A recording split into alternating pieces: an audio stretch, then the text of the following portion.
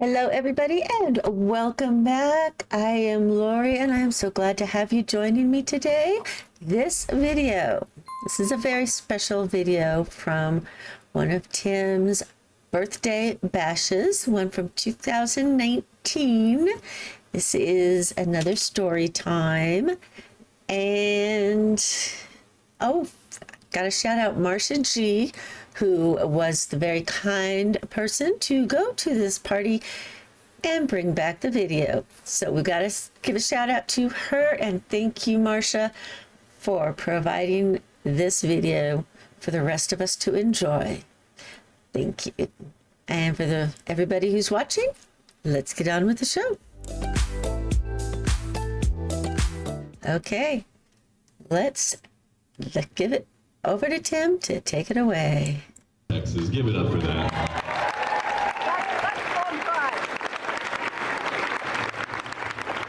And I know a lot of you, you want to tell me like how far you came, and you're like really proud of it. We came all the way from Alabama. Did you not sense the sarcasm in that? That's Alabama for you.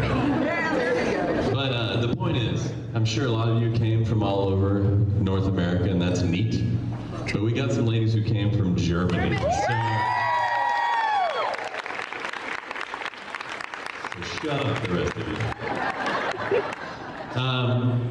My fan base is the core demographic is seasoned. Yeah. Yep. It's old ladies. When I start looking around, and I see a lot of salt and pepper. That's what I mean by seasoned. But it wasn't a demographic that I set out to attain. But like most things in my life, it just worked out in my best interest. Because of course, when you first getting into music, like in my case, like most men, you're trying to impress young girls. And then I learned pretty quickly that young girls don't have money to spend on me. So I just want to preface this story by saying I'm happy to have all you seasoned fans. Just know that. Thank you for being here and for spending your money on me. There wasn't much applause because they're all holding their cameras right now to capture this story time. And they're on a race to be the first ones to upload it to YouTube. But anyway, so this is sort of, I'm going to tell a couple stories that are sort of about my seasoned fans. And just thinking back to what got me, what motivated me in the first place to get into music, start writing music, versus where I am. So this is called Look Ma, I'm a Rock Star. Story number one. I sing with a group called Home Free. Anyone heard of them? I was doing a show not that long ago, and again, when you get into music, you visualize, undergarments being thrown at you on stage, and that hasn't happened one time. But my fans said like root beer on stage, and that's neat. I preferred that actually. But I did get a hat thrown at me recently. It was a ball cap. And it was during the encore last song, so I put it on my head, did the rest of the song, and then went off stage and took it off and looked inside of it and quickly regretted putting it on my head. It wasn't in the best interest of my health or hygiene to have done that. But then I realized that I felt something kind of inside the hat. There was a zipper, and there was clearly a wad of something in there. And I was worried it was money. If it was money, I was going to return it to the person who threw the hat, most of it. It was Sweet and Low packets. Look, Mom, a rock star. I'm getting Sweet and Low thrown at me on stage. And now we have the Sweet and Low music go. I wonder if there's any connection between those. One let's see. Well, I had another story. It's already escaped me. So maybe. Oh no, I remember what it was. Some of you know this story. Karen knows it really well. I think the biggest moment in my career thus far that has just filled me with joy and made me say with gusto and tongue-in-cheek, "Look, Ma, I'm a rock star." And that was when I hit a low note and it knocked a lady's false teeth out of her mouth. Y'all, I'm not making this stuff up. This is 100%. That stuff really happened.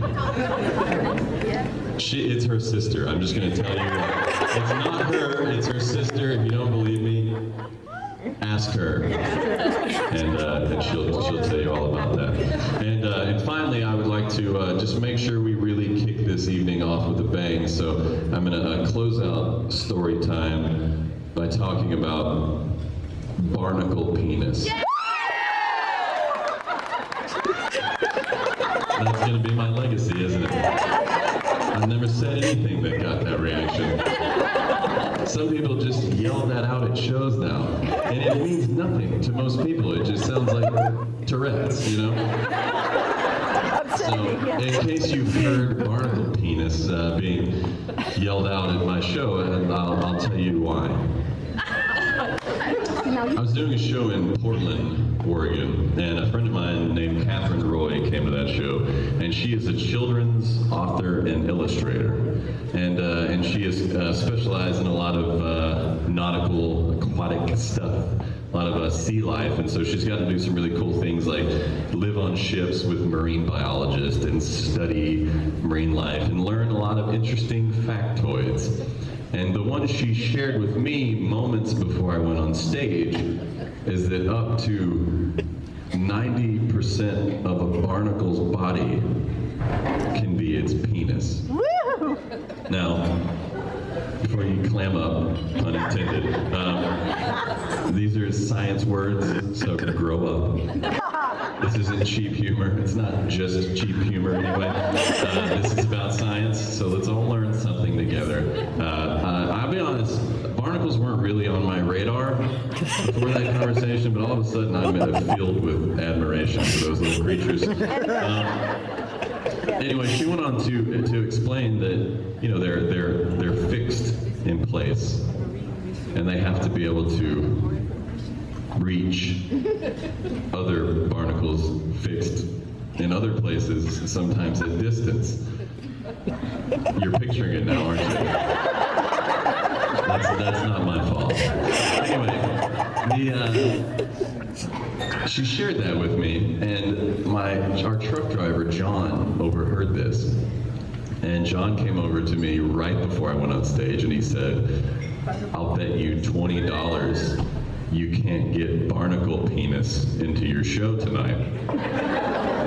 Well, John owes me about $160 at this point. 180 counting tonight. Yeah, I took that bet, and I talked about the barnacle penises, peni? I don't know, for some time during that show, and without warning. My bandmates were not privy to this conversation, nor did they hear the bet.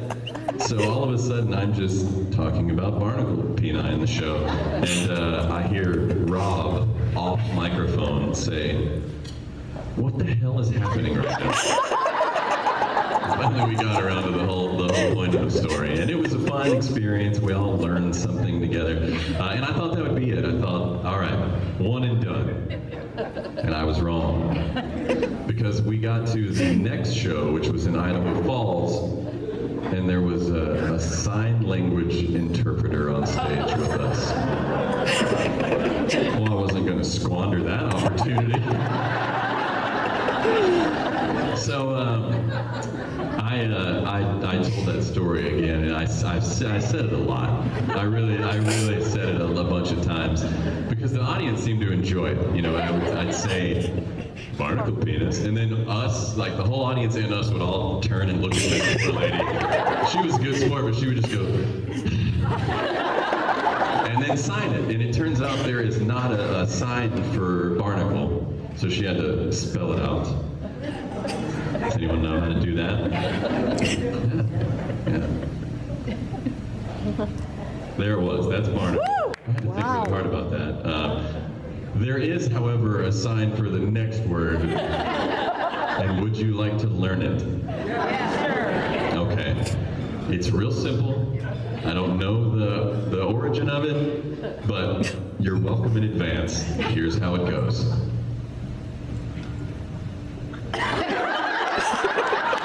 For this side of the room.